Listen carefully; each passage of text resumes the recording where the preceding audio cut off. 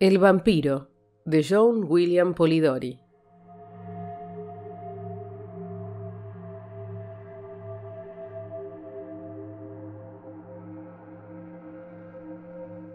Sucedió en medio de las disipaciones de un duro invierno en Londres.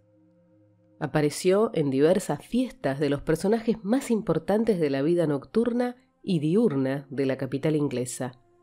Un noble, más notable por sus peculiaridades que por su rango. Miraba a su alrededor como si no participara de las diversiones generales.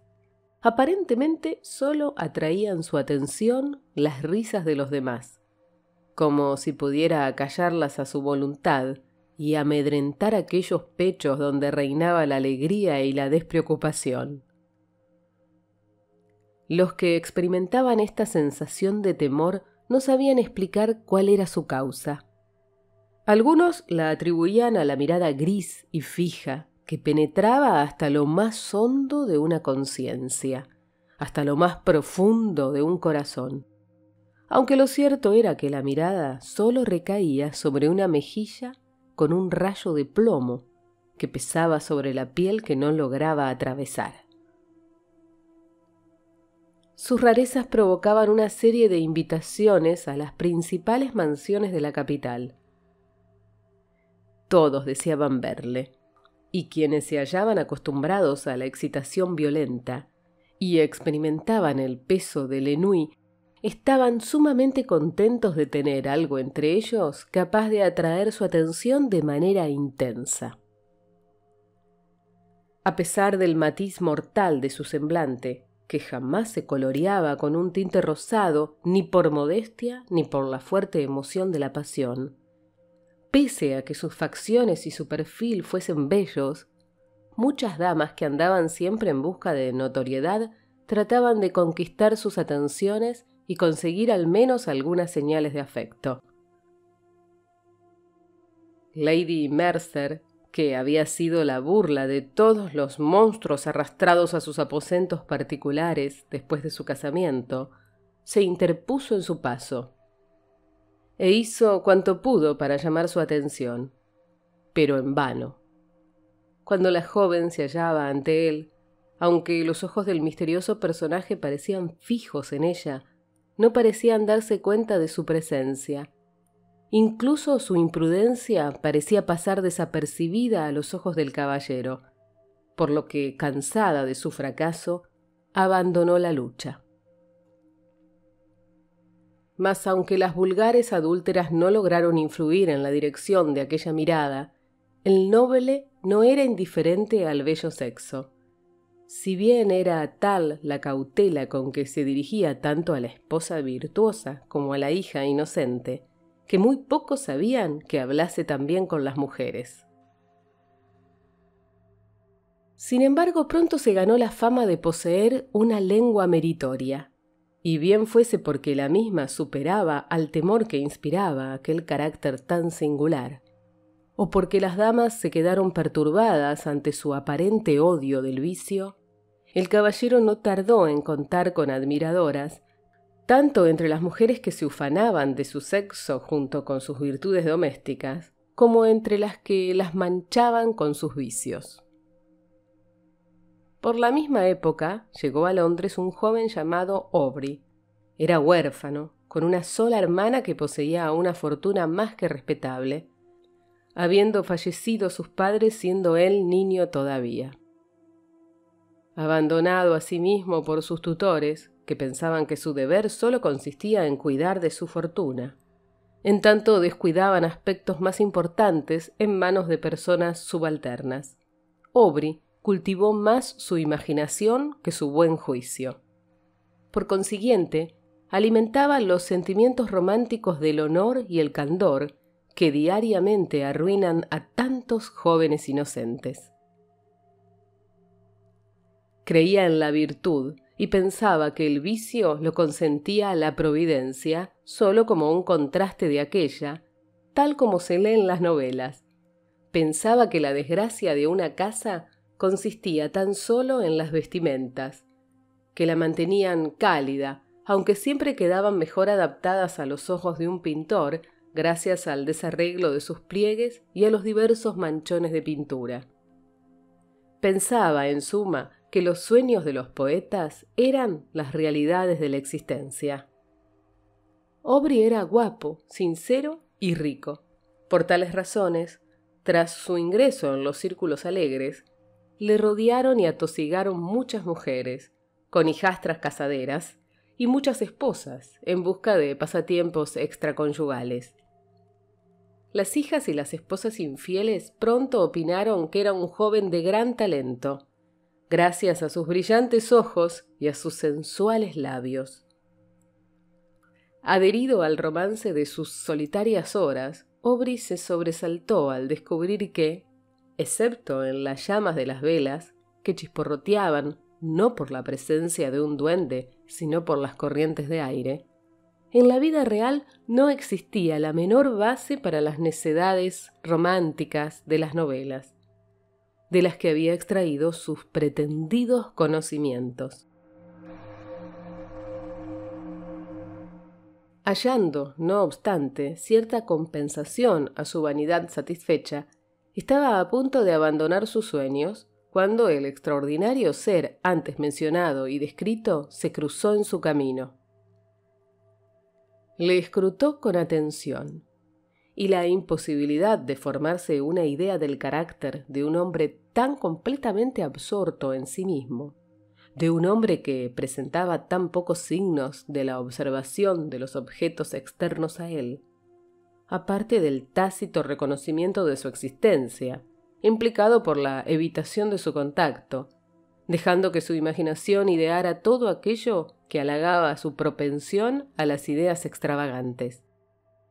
Pronto convirtió a semejante ser en el héroe de un romance, y decidió observar a aquel retoño de su fantasía más que al personaje en sí mismo. Trabó amistad con él, fue atento con sus nociones y llegó a hacerse notar por el misterioso caballero. Su presencia acabó por ser reconocida. Se enteró gradualmente de que Lord Ruthven tenía unos asuntos algo embrollados y no tardó en averiguar, de acuerdo con las notas halladas en la calle, que estaba a punto de emprender un viaje. Deseando obtener más información con respecto a tan singular criatura, que hasta entonces solo había excitado su curiosidad sin apenas satisfacerla, Aubrey les comunicó a sus tutores que había llegado el instante de realizar una excursión, que durante muchas generaciones se creía necesaria para que la juventud trepara rápidamente por las escaleras del vicio, igualándose con las personas maduras, con lo que no parecerían caídos del cielo cuando se mencionara ante ellos intrigas escandalosas, como temas de placer y alabanza, según el grado de perversión de las mismas.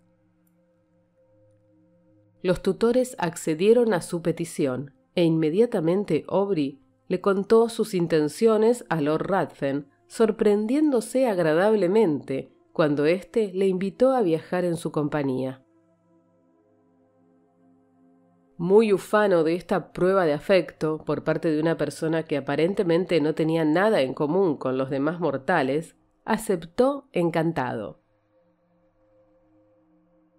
Unos días más tarde ya habían cruzado el Canal de la Mancha.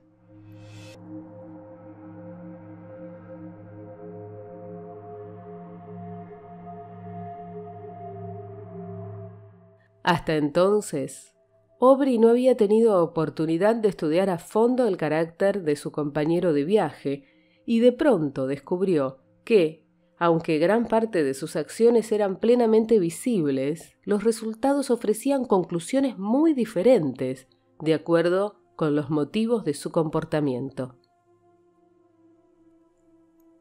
Su compañero era muy liberal. El vago, el ocioso y el pordiosero recibían de su mano más de lo necesario para aliviar sus necesidades más perentorias. Pero Aubrey observó asimismo que Lord Ruthven jamás aliviaba las desdichas de los virtuosos, reducidos a la indigencia por la mala suerte, a los cuales despedía sin contemplaciones y aún con burlas. Cuando alguien acudía a él no para remediar sus necesidades, sino para poder hundirse en la lujuria o en las más tremendas iniquidades, Lord Ruthven jamás negaba su ayuda. Sin embargo, Aubrey atribuía esta nota de su carácter a la mayor importunidad del vicio, que generalmente es mucho más insistente que el desdichado y el virtuoso indigente. En las obras de beneficencia del Lord había una circunstancia que quedó muy grabada en la mente del joven. Todos aquellos a quienes ayudaba Lord Ruthven inevitablemente veían caer una maldición sobre ellos, pues eran llevados al cadalso o se hundían en la miseria más abyecta. En Bruselas y otras ciudades por las que pasaron, Aubrey se asombró ante la aparente avidez con que su acompañante buscaba los centros de los mayores vicios. Solía entrar en los garitos de faro donde apostaba, y siempre con fortuna, salvo cuando un canalla era su antagonista, siendo entonces cuando perdía más de lo que había ganado antes. Pero siempre conservaba la misma expresión pétrea, imperturbable, con la que generalmente contemplaba a la sociedad que le rodeaba. No sucedía lo mismo cuando el noble se tropezaba con la novicia juvenil o con un padre infortunado de una familia numerosa. Entonces su deseo parecía la ley de la fortuna, dejando de lado su abstracción, al tiempo que sus ojos brillaban con más fuego que los del gato cuando juega con el ratón ya moribundo. En todas las ciudades dejaba a la florida juventud asistente a los círculos por él frecuentados, echando maldiciones, en la soledad de una fortaleza del destino que la había arrastrado hacia él, al alcance de aquel mortal enemigo. Asimismo, muchos padres sentábanse coléricos en medio de sus hambrientos hijos, sin un solo penique de su anterior fortuna, sin lo necesario siquiera para satisfacer sus más acuciantes necesidades.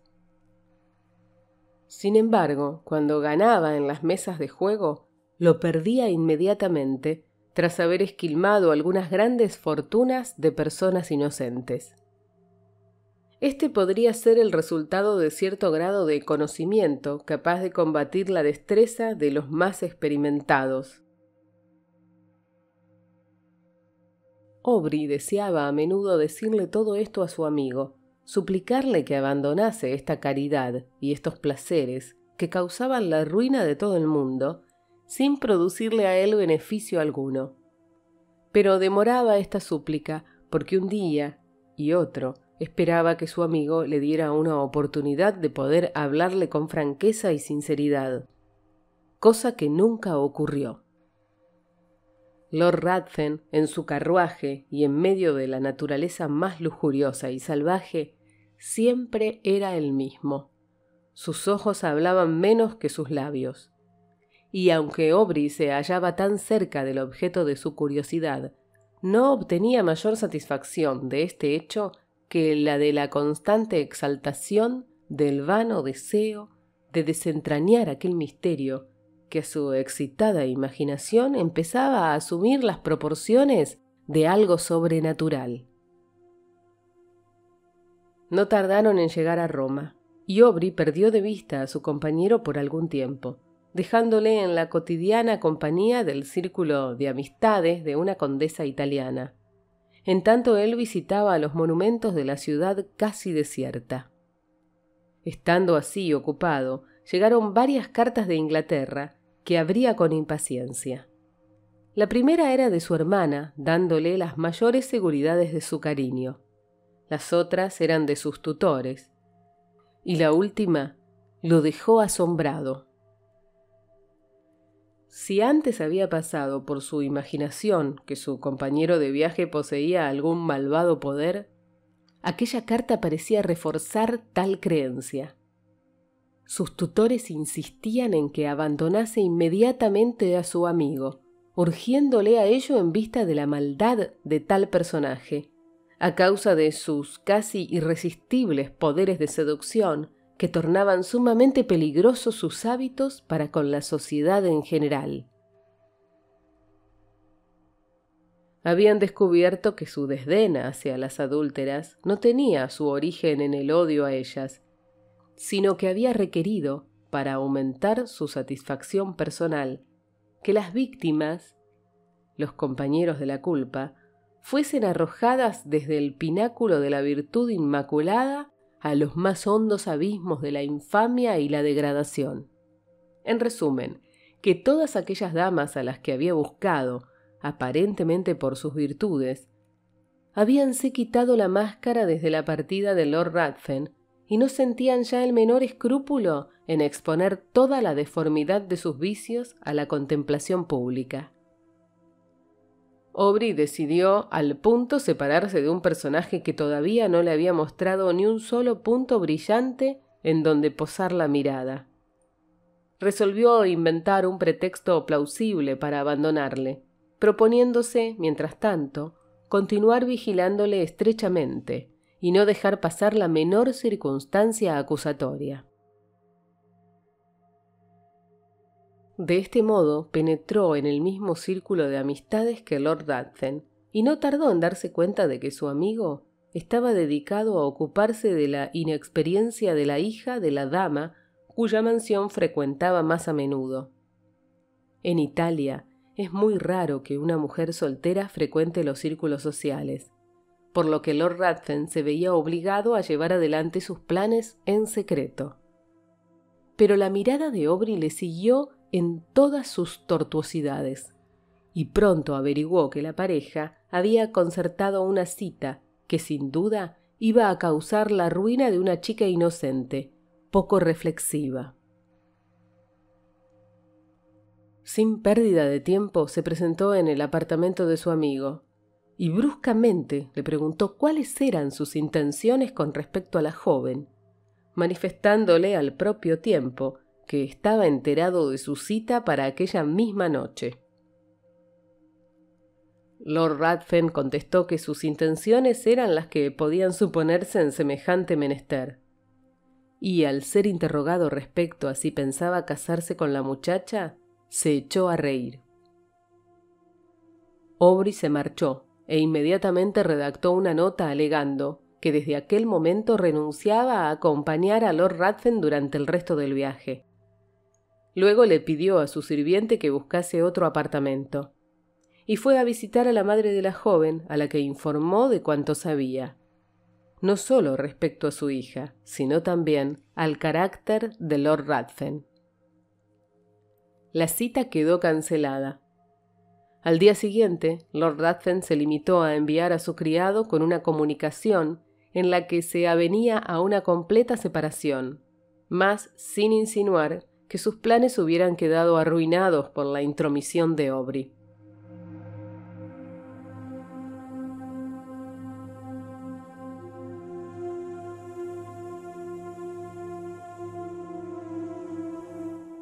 Tras salir de Roma, el joven dirigió sus pasos a Grecia y tras cruzar la península llegó a Atenas. Allí fijó su residencia en casa de un griego, no tardando en hallarse sumamente ocupado en buscar las pruebas de la antigua gloria en unos monumentos que, avergonzados, al parecer, de ser testigos mudos de las hazañas de los hombres, que antes fueron libres para convertirse después en esclavos, se hallaban escondidos debajo del polvo o de intrincados líquenes. Bajo su mismo techo habitaba un ser tan delicado y bello que podía haber sido la modelo de un pintor que deseara llevar a la tela la esperanza prometida a los seguidores de Mahoma en el paraíso, salvo que sus ojos eran demasiado pícaros y vivaces para pretender a un alma y no a un ser vivo. Cuando bailaba en el prado o correteaba por el monte, parecía más ágil y veloz que las gacelas, y también mucho más grácil. Era, en resumen, el verdadero sueño de un epicuro.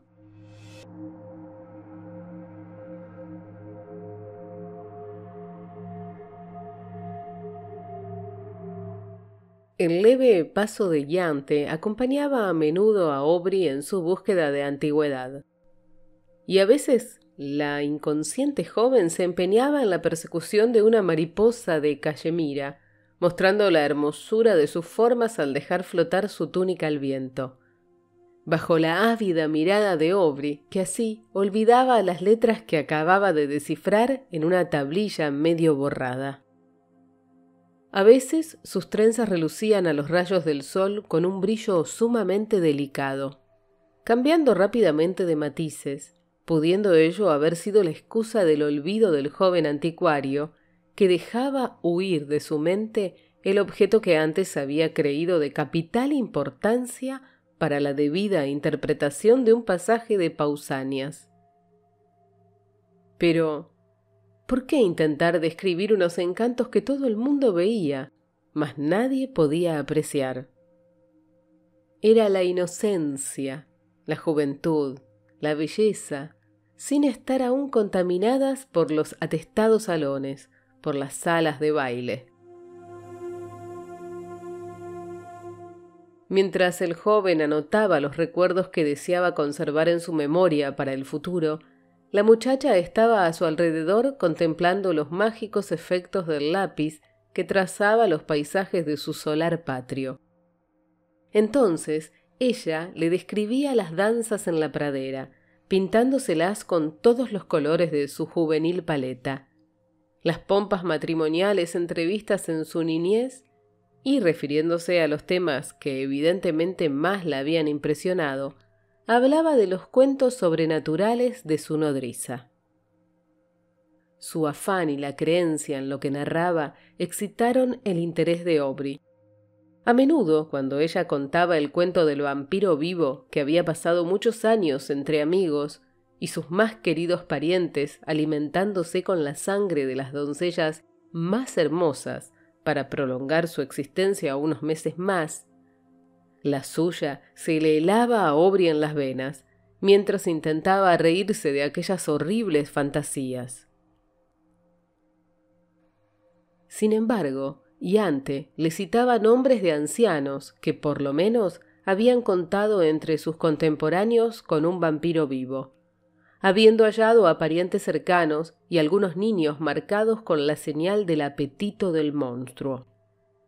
Cuando la joven veía que Aubrey se mostraba incrédulo ante tales relatos, le suplicaba que le creyese, puesto que la gente había observado que aquellos que se atrevían a negar la existencia del vampiro siempre obtenían alguna prueba que con gran dolor y penosos castigos les obligaba a reconocer su existencia. Y antes le detalló la aparición tradicional de aquellos monstruos, y el horror de Aubrey aumentó al escuchar una descripción casi exacta de Lord Ruthven.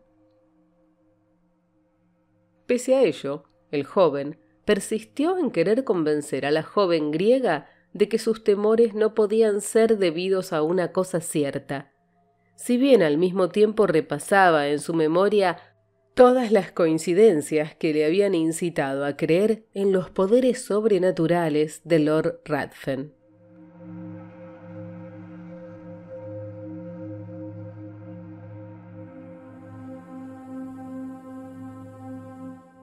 Aubrey cada día sentíase más ligado a Yante, ya que su inocencia, tan en contraste con las virtudes fingidas de las mujeres entre las que había buscado su idea de romance, había conquistado su corazón. Si bien le parecía ridícula la idea de que un muchacho inglés de buena familia y mejor educación se casara con una joven griega, carente casi de cultura, lo cierto era que cada vez amaba más a la doncella que le acompañaba constantemente. En algunas ocasiones se separaba de ella, decidido a no volver a su lado hasta haber conseguido sus objetivos. Pero siempre le resultaba imposible concentrarse en las ruinas que lo rodeaban, teniendo constantemente en su mente la imagen de quien lo era todo para él. Y antes no se daba cuenta el amor que por ella experimentaba Aubrey, mostrándose con él la misma chiquilla casi infantil de los primeros días. Siempre, no obstante, se despedía del joven con frecuencia, mas ello se debía tan solo a no tener a nadie con quien visitar sus sitios favoritos. En tanto, su acompañante se hallaba ocupado bosquejando o descubriendo algún fragmento que había escapado a la acción destructora del tiempo. La joven apeló a sus padres para dar fe de la existencia de los vampiros. Y todos, con algunos individuos presentes, afirmaron su existencia, pálidos de horror ante aquel solo nombre. Poco después, Aubrey decidió realizar una excursión que le llevaría varias horas. Cuando los padres de Yante oyeron el nombre del lugar, le suplicaron que no regresase de noche, ya que necesariamente debería atravesar un bosque por el que ningún griego pasaba, una vez que había oscurecido, por ningún motivo. Le describieron dicho lugar como el paraje donde los vampiros celebraban sus orgías y bacanales nocturnas, y le aseguraron que sobre el que se atrevía a cruzar por aquel sitio recaían los peores males. Aubrey no quiso hacer caso de tales advertencias, tratando de burlarse de aquellos temores, pero cuando vio que todos se estremecían ante sus risas por aquel poder superior o infernal, cuyo solo nombre le helaba la sangre, acabó por callar y ponerse grave.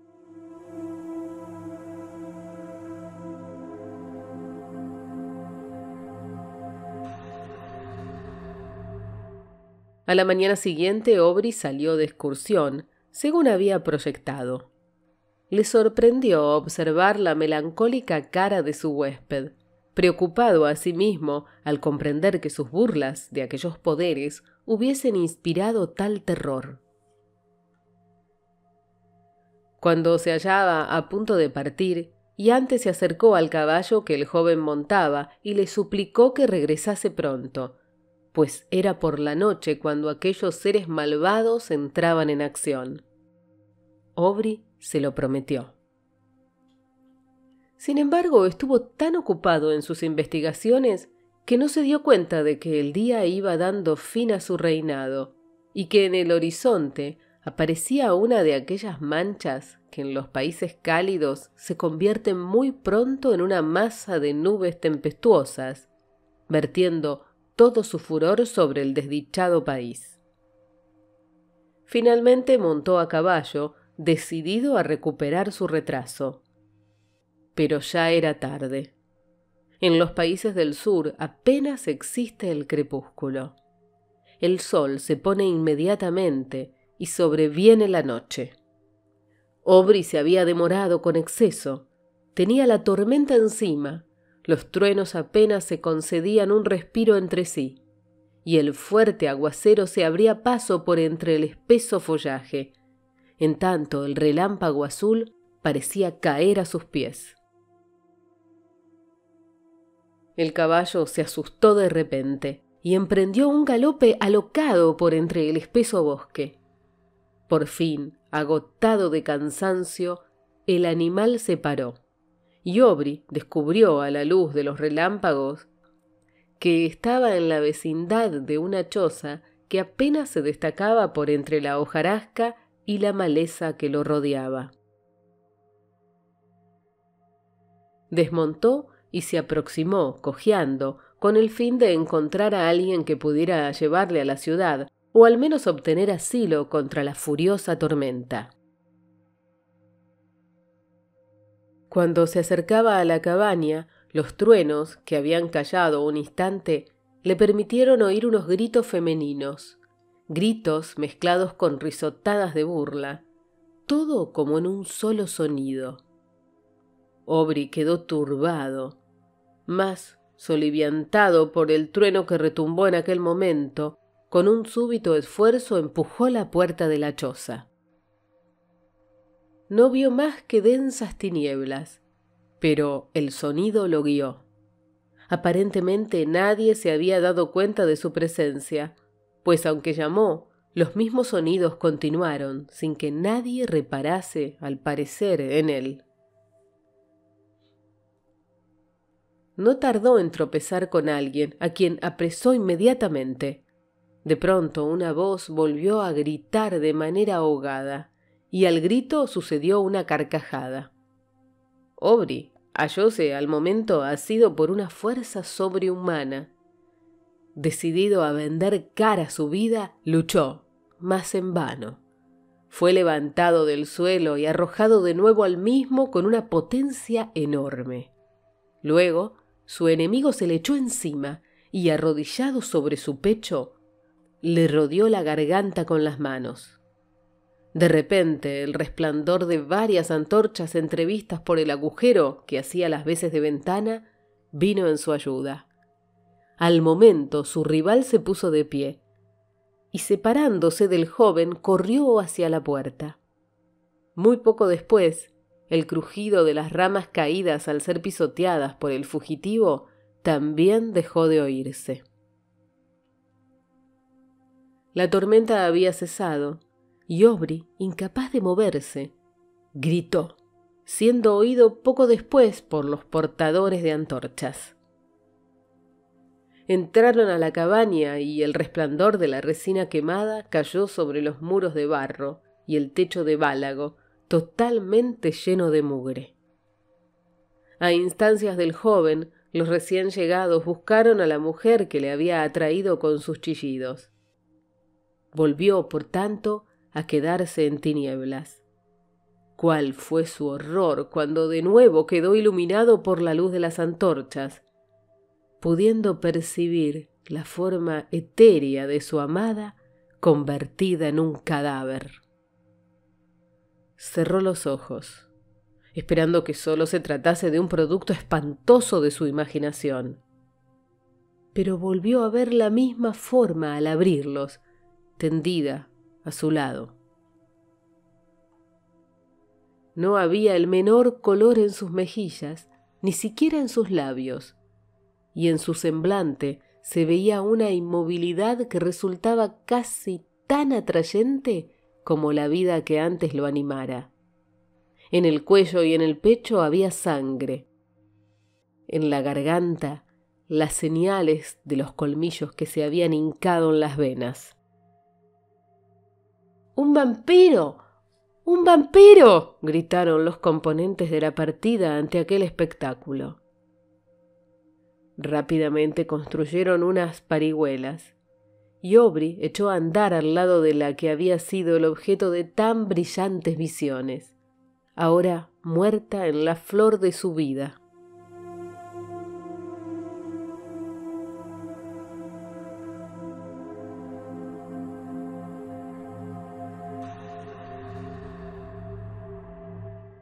Aubrey no podía ni siquiera pensar, pues tenía el cerebro ofuscado, pareciendo querer refugiarse en el vacío. Sin casi darse cuenta, empuñaba en su mano una daga de forma especial que habían encontrado en la choza. La partida no tardó en reunirse con más hombres, enviados a la búsqueda de la joven por su afligida madre. Los gritos de los exploradores al aproximarse a la ciudad advirtieron a los padres de la doncella que había sucedido una horrorosa catástrofe. Sería imposible describir su dolor. Cuando comprobaron la causa de la muerte de su hija, miraron a Aubrey y señalaron el cadáver.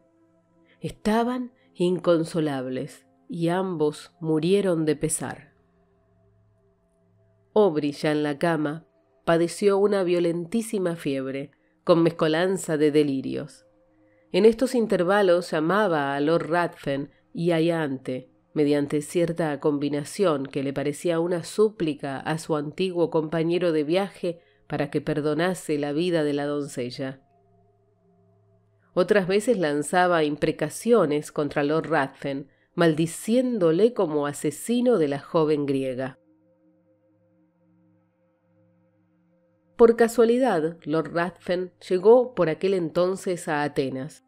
Cuando se enteró del estado de su amigo, se presentó inmediatamente en su casa y se convirtió en su enfermero particular. cuando Aubrey se recobró de la fiebre y los delirios, quedóse horrorizado, petrificado ante la imagen de aquel a quien ahora consideraba un vampiro. Lord Ruthven, con sus amables palabras que implicaban casi cierto arrepentimiento por la causa que había motivado su separación, y la ansiedad, las atenciones y los cuidados prodigados a Aubrey hicieron que éste pronto se reconciliase con su presencia.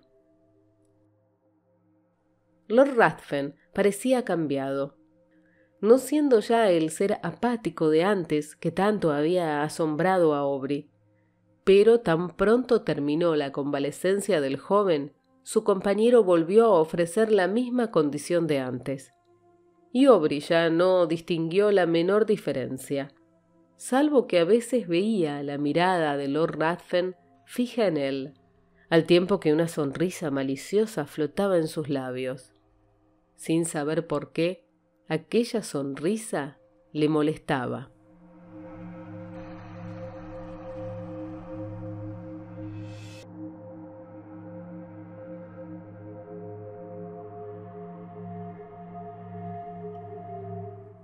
Durante la última fase de su recuperación, Lord Ruthven pareció absorto en la contemplación de las olas que levantaba en el mar la brisa marina, o en señalar el progreso de los astros, que, como el nuestro, dan vueltas en torno al sol, y más que nada parecía evitar todas las miradas ajenas. Aubrey, a causa de la desgracia sufrida, tenía su cerebro bastante debilitado, y la elasticidad de espíritu que antes era su característica más acusada, parecía haberle abandonado para siempre.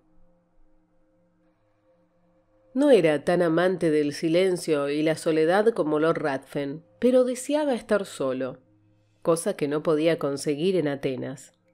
Si se dedicaba a explorar las ruinas de la antigüedad, el recuerdo de Iante a su lado lo atosigaba de continuo. Si recorría los bosques, el paso ligero de la joven parecía corretear a su lado, en busca de la modesta Violeta. De repente, esta visión se esfumaba y en su lugar veía el rostro pálido y la garganta herida de la joven, con una tímida sonrisa en sus labios. Decidió rehuir tales visiones, que en su mente creaban una serie de amargas asociaciones. De este modo le propuso a Lord Ruthven, a quien sentíase unido por los cuidados que aquél le había prodigado durante su enfermedad, que visitasen aquellos rincones de Grecia que aún no habían visto.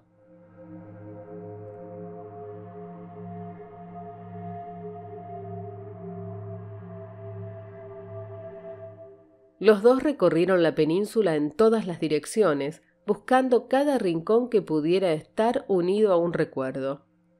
Pero, aunque lo exploraron todo, nada vieron que llamase realmente su interés. Oían hablar mucho de diversas bandas de ladrones, mas gradualmente fueron olvidándose de ellas, atribuyéndolas a la imaginación popular, o a la invención de algunos individuos cuyo interés consistía en excitar la generosidad de aquellos a quienes fingían proteger de tales peligros. En consecuencia, sin hacer caso de tales advertencias, en cierta ocasión viajaban con muy poca escolta, cuyos componentes más debían servirles de guía que de protección. Al penetrar en un estrecho desfiladero, en el fondo del cual se hallaba el lecho de un torrente, lleno de grandes masas rocosas desprendidas de los altos acantilados que lo flanqueaban, tuvieron motivos para arrepentirse de su negligencia. Apenas se habían adentrado, por paso tan angosto, cuando se vieron sorprendidos por el silbido de las balas que pasaban muy cerca de sus cabezas, y las detonaciones de varias armas. Al instante siguiente, la escolta los había abandonado y, resguardándose detrás de las rocas, empezaron todos a disparar contra sus atacantes. Lord Ruthven y Aubrey, imitando su ejemplo, se retiraron momentáneamente al amparo de un recodo del desfiladero. Avergonzados por asustarse tanto ante un vulgar enemigo, que con gritos insultantes los conminaba a seguir avanzando, y estando expuestos al mismo tiempo a una matanza segura si alguno de los ladrones se situaba más arriba de su posición y les atacaba por la espalda, determinaron precipitarse al frente en busca del enemigo. Apenas abandonaron el refugio rocoso, Lord Ruthven recibió en el hombro el impacto de una bala que le envió rodando al suelo. Aubrey corrió en su ayuda, sin hacer caso del peligro a que se exponía, mas no tardó en verse rodeado por los malhechores, al tiempo que los componentes de la escolta, al ver herido a Lord Ruthven, levantaron inmediatamente las manos en señal de rendición. Mediante la promesa de grandes recompensas, Aubrey logró convencer a sus atacantes para que trasladasen a su herido amigo a una cabaña situada no lejos de allí. Tras haber concertado el rescate a pagar, los ladrones no lo molestaron, contentándose con vigilar la entrada de la cabaña hasta el regreso de uno de ellos, que debía percibir la suma prometida gracias a una orden firmada por el joven. Las energías de Lord Ruthven disminuyeron rápidamente. 2 días más tarde, la muerte pareció ya inminente. Su comportamiento y su aspecto no había cambiado, pareciendo tan inconsciente al dolor como a cuanto lo rodeaba. Hacia el final del 3er día, su mente pareció extraviarse, y su mirada se fijó insistentemente en Aubrey, el cual sintióse impulsado a ofrecerle más que nunca su ayuda. Sí, tú puedes salvarme. Puedes hacer aún mucho más. No me refiero a mi vida, pues temo tan poco a la muerte como al término del día. Pero puedes salvar mi honor. Sí, puedes salvar el honor de tu amigo. Decidme cómo, asintió Aubrey, y lo haré. Es muy sencillo. Yo necesito muy poco. Mi vida necesita espacio. Oh, no puedo explicarlo todo. Mas si callas cuanto sabes de mí, mi honor se verá libre de las murmuraciones del mundo. Y si mi muerte es por algún tiempo desconocida en Inglaterra, yo viviré. Nadie lo sabrá. Júralo, exigió el moribundo, incorporándose con gran violencia. Júralo por las almas de tus antepasados, por todos los temores de la naturaleza. Jura que durante 1 año y 1 día no le contarás a nadie mis crímenes ni mi muerte, pase lo que pase, veas lo que veas. Sus ojos parecían querer salir de sus órbitas. —¡Lo juro! —exclamó Aubrey. Lord Ruthven se dejó caer sobre la almohada, lanzando una carcajada, y expiró.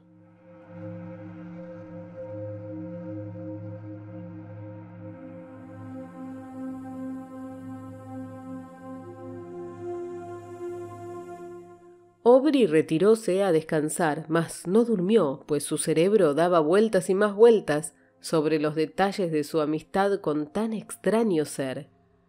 Y sin saber por qué, cuando recordaba el juramento prestado, sentíase invadido por un frío extraño, con el presentimiento de una desgracia inminente.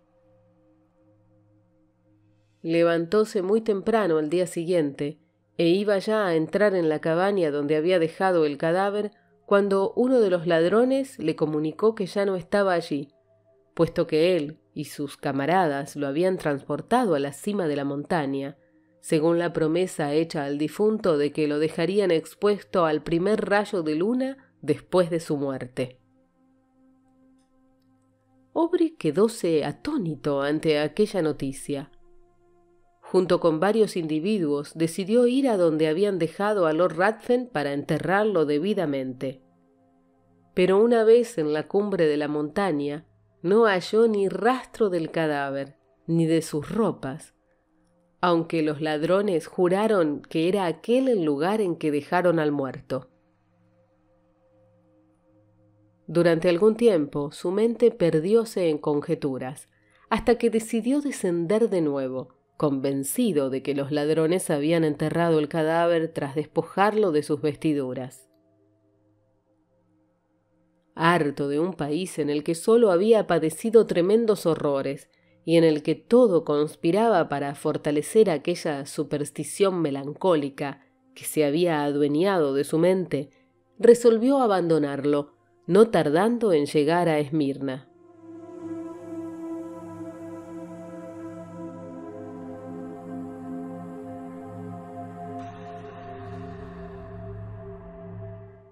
Mientras esperaba un barco que lo condujera a Otranto o a Nápoles, estuvo ocupado en disponer los efectos que tenía consigo y que habían pertenecido a Lord Ruthven. Entre otras cosas, halló un estuche que contenía varias armas, más o menos adecuada para asegurar la muerte de una víctima. Dentro se hallaban varias dagas y yataganes. Mientras los examinaba, asombrado ante sus curiosas formas, grande fue su sorpresa al encontrar una vaina ornamentada en el mismo estilo que la daga hallada en la choza fatal. Aubrey se estremeció y, deseando obtener nuevas pruebas, buscó la daga. Su horror llegó a su culminación cuando verificó que la hoja se adaptaba a la vaina, pese a su peculiar forma. No necesitaba ya más pruebas, aunque sus ojos parecían como pegados a la daga, pese a lo cual todavía se resistía a creerlo. Sin embargo, aquella forma especial, los mismos esplendorosos adornos del mango y la vaina, no dejaban el menor resquicio a la duda. Además, ambos objetos mostraban gotas de sangre.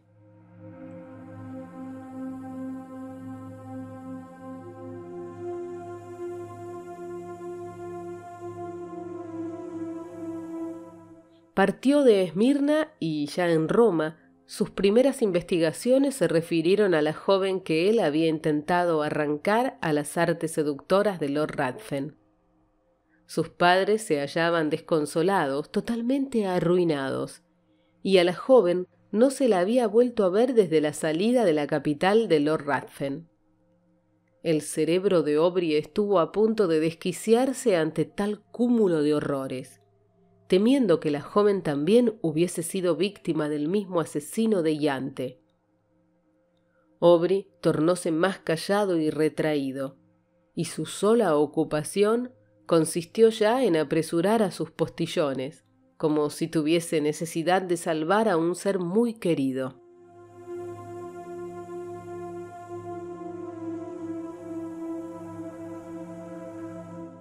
Llegó a Calais y una brisa que parecía obediente a sus deseos no tardó en dejarle en las costas de Inglaterra.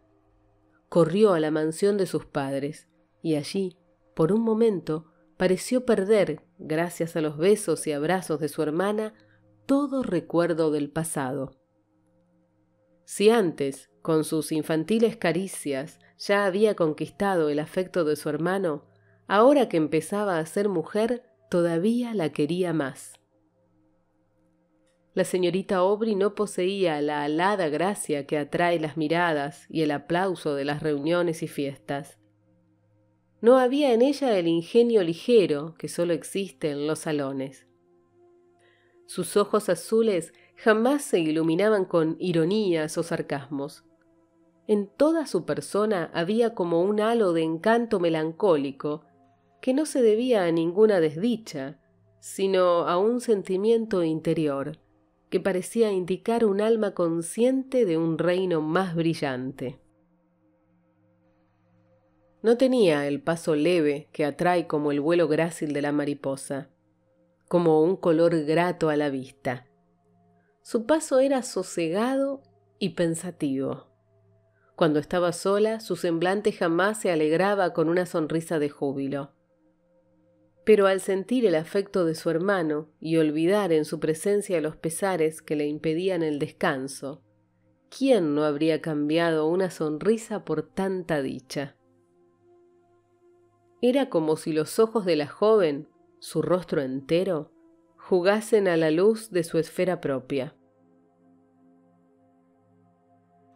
Sin embargo, la muchacha solo contaba 18 años, por lo que no había sido presentada en sociedad, habiendo juzgado sus tutores que debían demorarse tal acto hasta que su hermano regresara del continente, momento en que se constituiría en su protector. Por tanto, resolvieron que darían una fiesta con el fin de que ella apareciese en escena. Aubrey había preferido estar apartado de todo bullicio, alimentándose con la melancolía que le abrumaba. No experimentaba el menor interés por las frivolidades de personas desconocidas, aunque se mostró dispuesto a sacrificar su comodidad para proteger a su hermana. De esta manera no tardaron en llegar a su casa de capital, a fin de disponerlo todo para el día siguiente, elegido para la fiesta. La multitud era excesiva, una fiesta no vista en mucho tiempo, donde todo el mundo estaba ansioso de dejarse ver. Aubrey apareció con su hermana. Luego, estando solo en un rincón, mirando a su alrededor con muy poco interés, pensando abstraídamente que la primera vez que había visto a Lord Ruthven había sido en aquel mismo salón, sintióse de pronto cogido por el brazo, al tiempo que en sus oídos resonaba una voz que recordaba demasiado bien. «Acuérdate del juramento». Aubrey apenas tuvo valor para volverse, temiendo ver a un espectro que lo podría destruir, y distinguió no lejos a la misma figura que había atraído su atención cuando, a su vez, él había entrado por primera vez en sociedad. Contempló a aquella figura fijamente, hasta que sus piernas casi se negaron a sostener el peso de su cuerpo. Luego, asiendo a un amigo del brazo, subió a su carruaje y le ordenó al cochero que lo llevase a su casa de campo. Una vez allí empezó a pasearse agitadamente, con la cabeza entre las manos, como temiendo que sus pensamientos le estallaran en el cerebro. Lord Ruthven había vuelto a presentarse ante él, y todos los detalles se encadenaron súbitamente ante sus ojos. La daga, la vaina, la víctima, su juramento. No era posible, se dijo muy excitado, no era posible que un muerto resucitara. Era imposible que fuese un ser real. Por eso decidió frecuentar de nuevo la sociedad. Necesitaba aclarar sus dudas. Pero cuando noche tras noche recorrió diversos salones, siempre con el nombre de Lord Ruthven en sus labios, nada consiguió. Una semana más tarde acudió con su hermana a una fiesta en la mansión de unas nuevas amistades. Dejándola bajo la protección de la anfitriona, Aubrey retiróse a un rincón y allí dio rienda suelta a sus pensamientos. Cuando al fin vio que los invitados empezaban a marcharse, penetró en el salón y halló a su hermana rodeada de varios caballeros, al parecer conversando animadamente. El joven intentó abrirse paso para acudir junto a su hermana, cuando uno de los presentes, al volverse, le ofreció aquellas facciones que tanto aborrecía. Aubrey dio un tremendo salto, tomó a su hermana del brazo y apresuradamente la arrastró hacia la calle. En la puerta encontró impedido el paso por la multitud de criados que aguardaban a sus respectivos amos. Mientras trataba de superar aquella barrera humana, volvió a su oído la conocida y fatídica voz.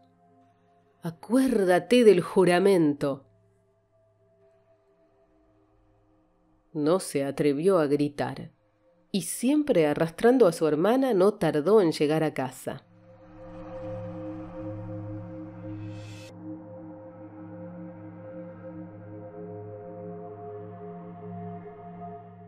Aubrey empezó a dar señales de desequilibrio mental. Si antes su cerebro había estado solo ocupado con un tema, ahora se hallaba totalmente absorto en él, teniendo ya la certidumbre de que el monstruo continuaba viviendo. No paraba ya mientes en su hermana, y fue inútil que ésta tratara de arrancarle la verdad de tan extraña conducta. Aubrey limitábase a proferir palabras casi incoherentes que aún aterraban más a la muchacha. Cuando Aubrey más meditaba en ello, más trastornado estaba. Su juramento le abrumaba. Debía permitir, pues, que aquel monstruo rondase por el mundo en medio de tantos seres queridos sin delatar sus intenciones. Su misma hermana había hablado con él. Pero, aunque quebrantase su juramento y revelase las verdaderas intenciones de Lord Ruthven, ¿quién le iba a creer?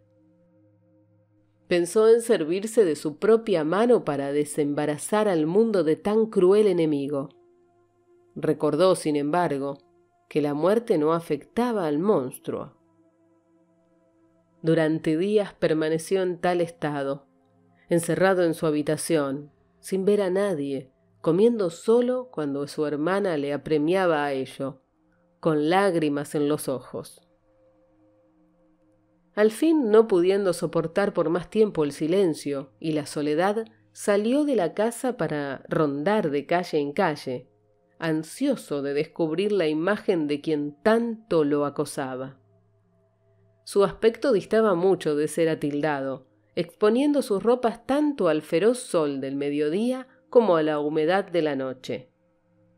Al fin, nadie pudo ya reconocer en él al antiguo Aubrey, y si al principio regresaba todas las noches a su casa, pronto empezó a descansar allí donde la fatiga lo vencía.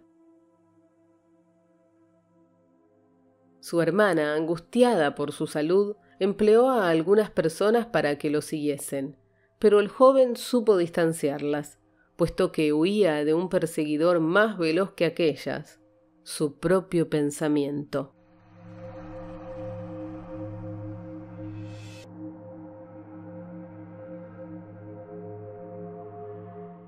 Su conducta, no obstante, cambió de pronto.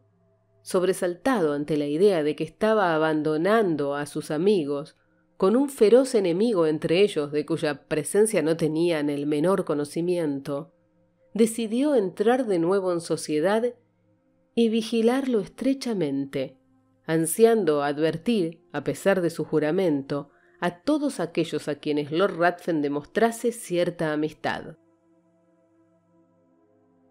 Mas al entrar en un salón, su aspecto miserable, su barba de varios días, resultaron tan sorprendentes, sus estremecimientos interiores tan visibles, que su hermana vióse al fin obligada a suplicarle que se abstuviese en bien de ambos a una sociedad que lo afectaba de manera tan extraña. Cuando esta súplica resultó vana, los tutores creyeron su deber interponerse, y, temiendo que el joven tuviera trastornado el cerebro, pensaron que había llegado el momento de recobrar ante él la autoridad delegada por sus difuntos padres. Deseoso de precaverle de las heridas mentales y de los sufrimientos físicos que padecía a diario en sus vagabundeos, e impedir que se expusiera a los ojos de sus amistades con las inequívocas señales de su trastorno, acudieron a un médico para que residiera en la mansión y cuidase de Aubrey. Este apenas pareció darse cuenta de ello, tan completamente absorta estaba su mente en el otro asunto. Su incoherencia acabó por ser tan grande que se vio confinado en su dormitorio. Allí pasaba los días tendido en la cama, incapaz de levantarse. Su rostro se tornó demacrado y sus pupilas adquirieron un brillo vidrioso. Solo mostraba cierto reconocimiento y afecto cuando entraba a su hermana a visitarlo. A veces se sobresaltaba y tomándole las manos, con unas miradas que afligían intensamente a la joven, deseaba que el monstruo no la hubiera tocado ni rozado siquiera.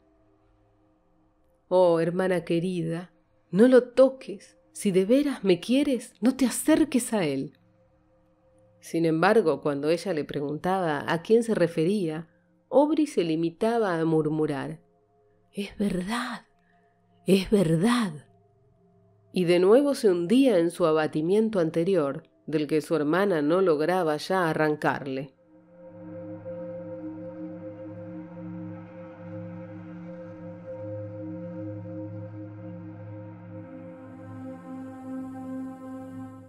Esto duró muchos meses, pero gradualmente, en el transcurso de aquel año, sus incoherencias fueron menos frecuentes y su cerebro se aclaró bastante, al tiempo que sus tutores observaban que varias veces diarias contaba con los dedos cierto número y luego sonreía. Al llegar al último día del año, uno de los tutores entró en el dormitorio y empezó a conversar con el médico respecto a la melancolía del muchacho, precisamente cuando al día siguiente debía casarse su hermana. Instantáneamente, Aubrey mostróse alerta y preguntó angustiosamente con quién iba a contraer matrimonio.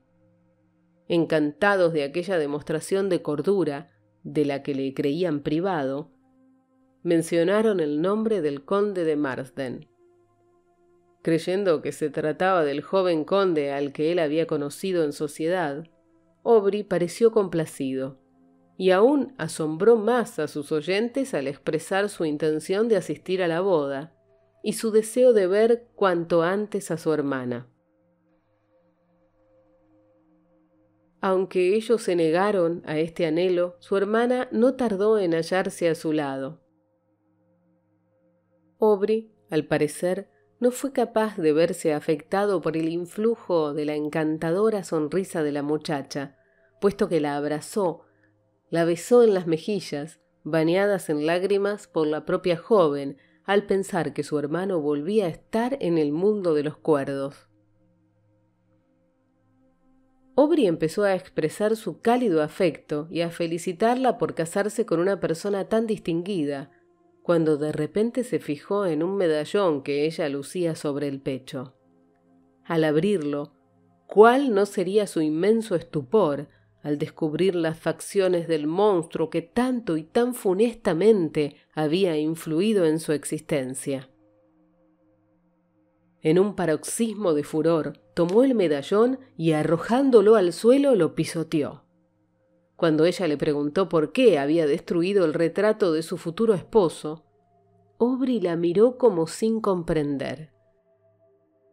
Después, haciéndola de las manos, mirándola con una frenética expresión de espanto, quiso obligarla a jurar que jamás se casaría con semejante monstruo, ya que él no pudo continuar. Era como si su propia voz le recordase el juramento prestado, y al girarse en redondo, pensando que Lord Ruthven se hallaba detrás suyo, no vio a nadie. Mientras tanto, los tutores y el médico, que todo lo habían oído, pensando que la locura había vuelto a apoderarse de aquel pobre cerebro, entraron y lo obligaron a separarse de su hermana. Aubrey cayó de rodillas ante ellos, suplicándoles que demorasen la boda un solo día, mas ellos, atribuyendo tal petición a la locura que se imaginaban devoraba su mente, intentaron calmarlo y lo dejaron solo.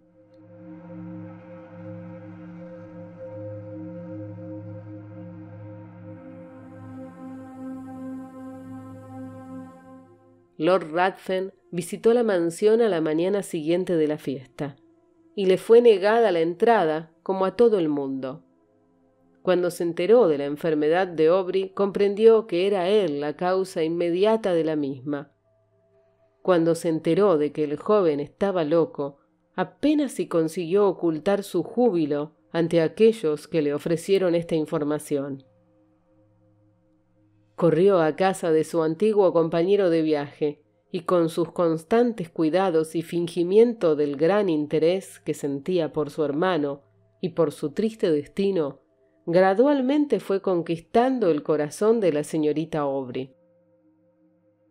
¿Quién podía resistirse a aquel poder?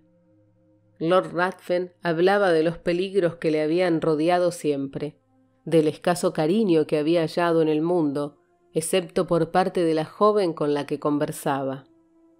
Ay, desde que la conocía, su existencia había empezado a parecer digna de algún valor, aunque solo fuese por la atención que ella le prestaba. En fin, supo utilizar con tanto arte sus astutas mañas, o tal fue la voluntad del destino, que Lord Ruthven conquistó el amor de la hermana de Aubrey. Gracias al título de una rama de su familia, obtuvo una embajada importante que le sirvió de excusa para apresurar la boda, pese al trastorno mental del hermano, de modo que la misma tendría lugar al día siguiente, antes de su partida para el continente. Aubrey, una vez lejos del médico y el tutor, trató de sobornar a los criados, pero en vano. Pidió pluma y papel que le entregaron y escribió una carta a su hermana, conjurándola, si en algo apreciaba su felicidad, su honor y el de quienes yacían en sus tumbas, que antaño la habían tenido en brazos como su esperanza y la esperanza del buen nombre familiar, a posponer solo por unas horas aquel matrimonio, sobre el que vertía sus más terribles maldiciones. Los criados prometieron entregar la misiva, mas como se la dieron al médico, éste prefirió no alterar a la señorita Aubrey con lo que consideraba era solamente la manía de un demente. Transcurrió la noche sin descanso para ninguno de los ocupantes de la casa, y Aubrey percibió con horror los rumores de los preparativos para el casamiento. Vino la mañana y a sus oídos llegó el ruido de los carruajes al ponerse en marcha. Aubrey se puso frenético.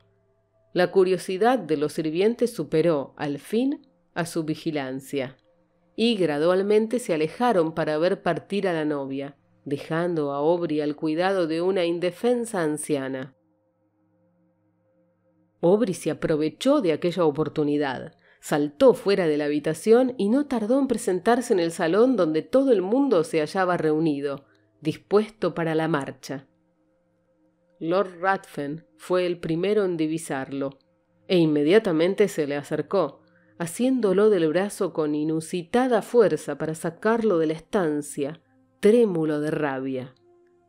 Una vez en la escalinata, le susurró al oído: «Acuérdate del juramento, y sabe que si hoy no es mi esposa, tu hermana quedará deshonrada. Las mujeres son tan frágiles». Así diciendo, lo empujó hacia los criados, quienes, alertados ya por la anciana, lo estaban buscando. Aubrey no pudo soportarlo más. Al no hallar salida a su furor, se le rompió un vaso sanguíneo y tuvo que ser trasladado rápidamente a su cama. Tal suceso no le fue mencionado a la hermana, que no estaba presente cuando aconteció, pues el médico temía causarle cualquier agitación.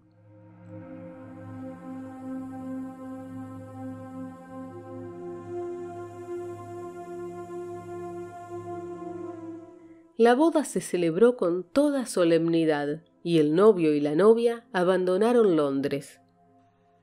La debilidad de Aubrey fue en aumento y la hemorragia de sangre produjo los síntomas de la muerte próxima. Deseaba que llamaran a los tutores de su hermana, y cuando éstos estuvieron presentes y sonaron las 12 campanadas de la medianoche, instantes en que se cumplía el plazo impuesto a su silencio, relató apresuradamente cuanto había vivido y sufrido, y falleció inmediatamente después. Los tutores se apresuraron a proteger a la hermana de Aubrey, mas cuando llegaron ya era tarde. Lord Ruthven había desaparecido, y la joven había saciado la sed de sangre de un vampiro.